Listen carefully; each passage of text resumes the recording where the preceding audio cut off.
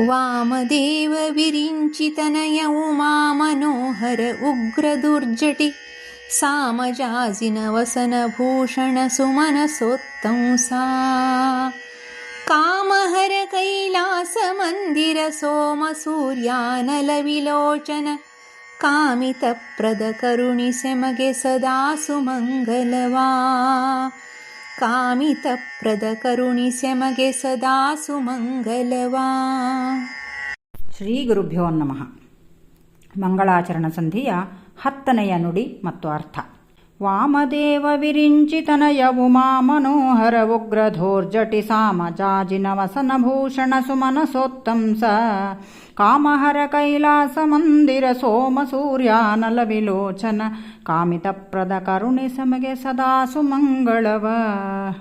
ಈ ನುಡಿಯಲ್ಲಿ ದಾಸರು ಅಹಂಕಾರ ತತ್ವಕ್ಕೂ ಮತ್ತು ಮನಸ್ಸಿಗೂ ಅಭಿಮಾನಿಗಳಾದ ರುದ್ರದೇವರನ್ನು ಸನ್ಮಂಗಳಕ್ಕಾಗಿ ಮತ್ತು ತತ್ವಜ್ಞಾನವನ್ನು ನೀಡಬೇಕೆಂಬುದಾಗಿ ಪ್ರಾರ್ಥನೆಗೈದಿದ್ದಾರೆ. ಶಬ್ದಾರ್ಥ: ವಾಮದೇವ ಮೃದು ಸ್ವಭಾವವುಳ್ಳವರು, ಅಥವಾ ವಾಮ ಎಂದರೆ ಎಡಭಾಗ, ವಾಮ ಎಂದರೆ ಇನ್ನೊಂದರ್ಥದಲ್ಲಿ ಸುಂದರ. ಸಂದರ್ಭಕ್ಕೆ ಅನುಸಾರವಾಗಿ ಅನೇಕ ಅರ್ಥಗಳನ್ನು ತೆಗೆದುಕೊಳ್ಳಬೇಕು. ವಿರಿಂಚಿತನಯ ಬ್ರಹ್ಮದೇವರ ಮಗ. ಧೂರ್ಜಟಿ ಎಂದರೆ ಗಂಗೆಯಿಂದ ಕೂಡಿದ ಜಟೆಯುಳ್ಳ ರುದ್ರದೇವರು. ಸಾಮಜಾಜಿನ ವಸನ. ಸಾಮಜ ಅಂದರೆ ಆನೆ, ಅಜಿನ ಎಂದರೆ ಚರ್ಮ, ವಸನ ವಸ್ತ್ರ. ಸುಮನಸೋತ್ತಂಸ ಎಂದರೆ ದೇವೋತ್ತಮರಾದ. ಸೋಮ ಸೂರ್ಯಾಗ್ನಿಲೋಚನ 3 ಕಣ್ಣುಳ್ಳ ತ್ರಿನೇತ್ರ. ಭಾವಾರ್ಥ: ಪರಮ ಸುಂದರನಾದ ಬ್ರಹ್ಮದೇವರ ಪುತ್ರರಾದ, ಪಾರ್ವತೀದೇವಿಯ ಮನಸ್ಸನ್ನು ಹರಣ ಮಾಡಿದ, ಉಗ್ರರಾದ, ಶಿರದಲ್ಲಿ ಗಂಗೆಯನ್ನು ಧರಿಸಿರುವ, ಆನೆಯ ಚರ್ಮವನ್ನು ವಸ್ತ್ರವನ್ನಾಗಿ ಧಾರಣೆ ಮಾಡಿದ, ದೇವೋತ್ತಮರಾದ ಮತ್ತು ಸೂರ್ಯ ಚಂದ್ರ ಅಗ್ನಿಯನ್ನು ತನ್ನ ಕಣ್ಣಲ್ಲಿ ಹೊಂದಿದ ವಿರೂಪಾಕ್ಷನೇ ನಮಗೆ ಸಕಲ ಸನ್ಮಂಗಳವನ್ನು ಕರುಣಿಸು ಎಂಬುದಾಗಿ ದಾಸರು ಇಲ್ಲಿ ಬೇಡಿರುತ್ತಾರೆ. ಇಲ್ಲಿ ವಾಮದೇವ ಎಂಬ ಶಬ್ದದಿಂದ ಲಕ್ಷಣಶಾಸ್ತ್ರೋಕ್ತವಾದ 23 ಲಕ್ಷಣಗಳಲ್ಲಿ ರುದ್ರದೇವರದು 28 ಲಕ್ಷಣಗಳು. 28 ಲಕ್ಷಣಗಳನ್ನು ಹೊಂದಿ ರುಜುಗಳ ಅನಂತರದಲ್ಲಿ ಇವರು ಪರಮ ಸುಂದರ ಎನಿಸಿದ್ದಾರೆ.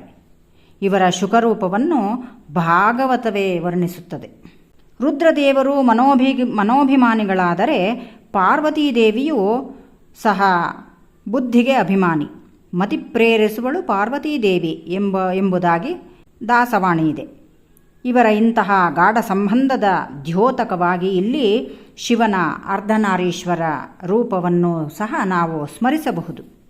ಉಗ್ರ ಎಂಬ ಶಬ್ದದಿಂದ ಉಗ್ರಹ ಕಪರ್ದಿ ಶ್ರೀಕಂಠಃ ಎಂದು ಅಮರಕೋಶದಲ್ಲಿ ಹೇಳಿದ ಹಾಗೆ ಉ ಎಂದರೆ ಸಂಸಾರ, ಗ್ರ ಎಂದರೆ ಗ್ರಸನ ಮಾಡುವವರು. ಅದಕ್ಕಾಗಿ ಉಗ್ರ.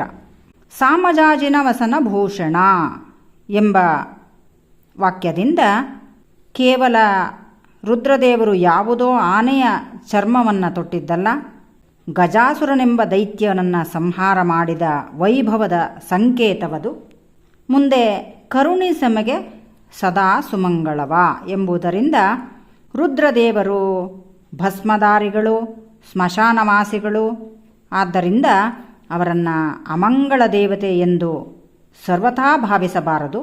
ಸುಮಂಗಳವನ್ನು ಕರುಣಿಸುವ ದೇವತೆ ಅಂದರೆ ಮಂಗಲ ಎಂದರೆ ಮೋಕ್ಷ, ಅದಕ್ಕೆ ಸಾಧನವಾದ ಜ್ಞಾನವನ್ನು ನೀಡುವವರು ಎಂಬುದಾಗಿ ಅರ್ಥೈಸಬೇಕು.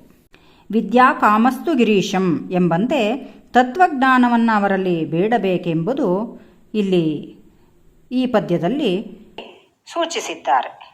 ಶ್ರೀ ಕೃಷ್ಣಾರ್ಪಣಮಸ್ತು.